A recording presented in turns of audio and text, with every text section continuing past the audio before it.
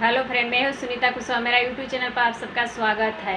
सावन का महीना आ गया है। मैं एक सुंदर सा शंकर भगवान के गीत सुनाने जा रही हूँ। कैसा लगेगा कमेंट करके ज़रूर बताना। शिवाजी जे जोगी हो खेचली भैनी हो गौरा रवसयो छोधार।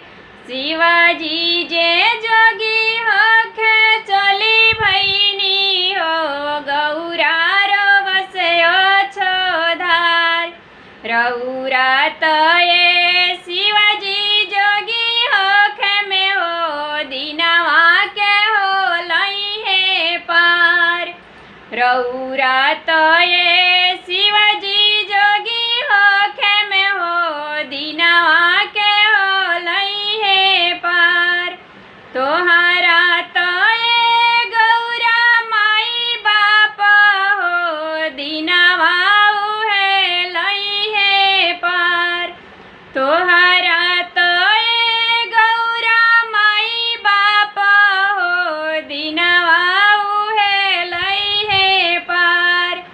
बनला पर शिवाजी माई बाप हो बिगड़ल कोई ना हमार। बनला पर